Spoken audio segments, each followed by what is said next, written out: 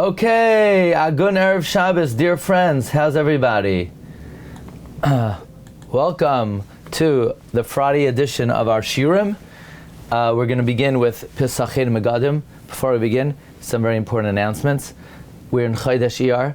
Soon is Pesacheinu, and I just want to make sure everyone is equipped with the Sefer Rabbi Meir and the Eternal Children of Hashem. We know Rabbi Meir is very connected to Pesacheinu. Many associate Pesacheinu with Rabbi Meir's Hilula. You could get it in Lashon HaKodesh, Elakad Meir Anini. And if anybody would like to participate in the upcoming publication of this Sefer in Yiddish, the first of any of the editions in Yiddish, please contact us. And then, of course, Be'ezus Hashem, Lag BaOmer is coming up. Lag BaOmer Haba Aleinu Tova. We have the Sefer in English, Lag BaOmer, the fire and the soul. Stay tuned. Matzai Shabbos on Torah Anytime. They'll play a new interview about the publication of the Sefer inside ArtScroll. That will be playing this Matzai Shabbos. You could get the Sefer at artscroll.com. Here we go, friends. We have an amazing series of Shiurim today. Let's begin with Pesacheinu Megadim, connecting the beginning and the end of the Parsha. This week we have two Parshas, and in the final pasuk of Parshas Tazria, I encountered something phenomenal. The Parsha ends, Zois Tairas Nega Tsaras Beged Hatzemer Oy Hapistim Oy Hashasi, Oy Ha'erev, Oy Kliar, Kol Kliar, Letaharoi, Oy Letama'oi. The Ibn Ezra, Rabbi Avram Ibn Ezra, points out something incredible. This pasuk is the most astounding pasuk in the whole Chumash, because you have 4 words consecutively that are called samach. You know, what does samach mean? Samach means, how do you say party in Lashon Kodesh? A mishteh. How do you say the party of Esther? Mishteh Esther. So the word mishteh is samach, is juxtaposed to the word Esther. It's not just mishteh, a party, but it's mishteh Esther, the party of Esther. You have 4 consecutive words in this pasuk that are attached to another word. Another word. You know what kind of wool it is? It's a beged hatzemer. It's a garment of wool. So the word garment is attached to the word wool. And you know what's on the garment of wool? Tsaras beged hatzemer. Leprosy of the garment of wool. And you know what tsaras is? Nega tsaras beged hatzemer. An affliction of tsaras, a garment of wool. And you know what about that tsaras? Toiras, nega, tsaras, beged hatzemer. 4 consecutive words that are samach.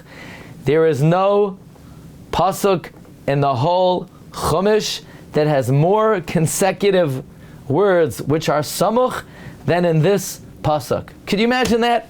Here it is. We're in a random pasuk at the end of Tazria.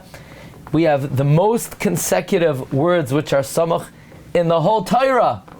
Now there is one more. There is a pasuk in Divrei Hayamim Aleph. There is a pasuk in Divrei Hayamim Aleph that that has more consecutive words. It says over there, Giboirei Chayil Meleches Avoidas Beis Hashem.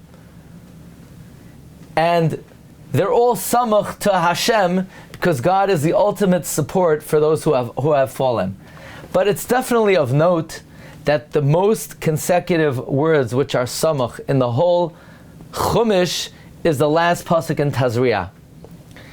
And I would suggest as follows.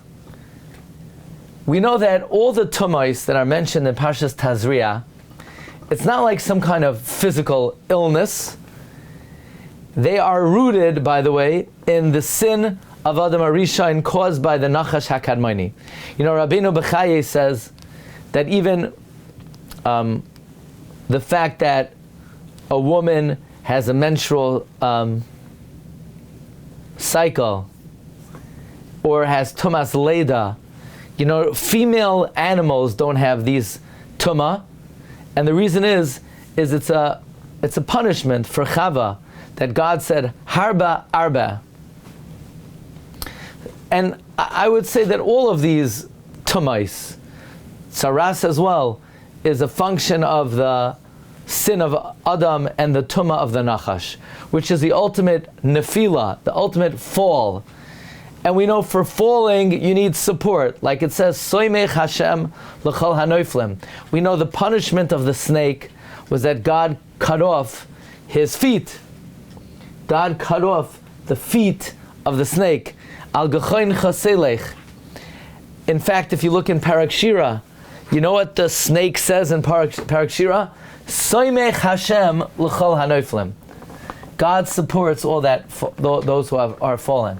So maybe because Parshas Tazria speaks about the ailments which are reflective of the fall caused by the Nachash, so therefore it ends with the pasuk of the greatest smicha, of samuch, of support. There is no pasuk of greater support in the whole Chumash than the closing pasuk of Parshas Tazria. So while the Parsha begins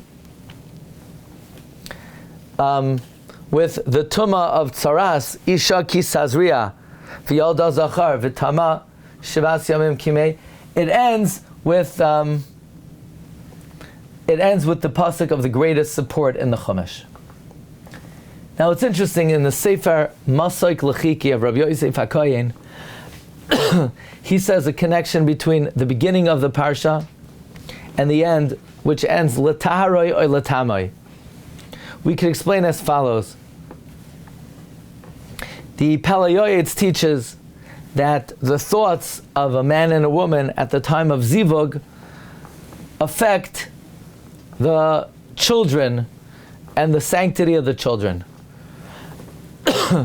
So he says the connection is Isha ki Tazria, a woman, when she conceives, what is it dependent on? Meaning, L'taharoi or L'tama. In other words, you know what the determining factor of a person, of whether he's tahar or tameh, it's dependent on Isha ki Tazria. At the time of conception, that will determine the fate of L'taharoi or L'tamai, whether one's purity or lack thereof. So that's the connection. Isha ki Tazria, the moment of conception, is the determining factor of L'taharoi or L'tamai. There's a sefer called Shemai Eruvin of Rav Alush. He connects the beginning and the end of the Parsha. He also connects the end of Shmini with the beginning of Tazria. He says like this: Shmini ends lehavdil bein hatamei uvein hatahar. Daber al bnei Yisrael lemar isha ki Tazria. He says the following remez. He says the Medrash tells us there was once a righteous person, and he married a wicked person, and he became wicked. And there's a wicked person who married a righteous person, and he became righteous. It's all dependent on one's wife to turn the heart of her husband to where she desires. So he connects, you know what it's dependent on? Bein hatamei uvein hatahar. Isha, it depends on your wife. A good wife could make you tahar. A bad wife can make you tamei. And then he connects it to the end of the Parsha. Isha, it's dependent on Isha. The woman will determine L'taharoi or L'tamai, whether the direction of the husband to purify you or lack thereof. Okay? That's Pesacheinu Megadim, connecting the beginning and the end of Parshas Mitzayra.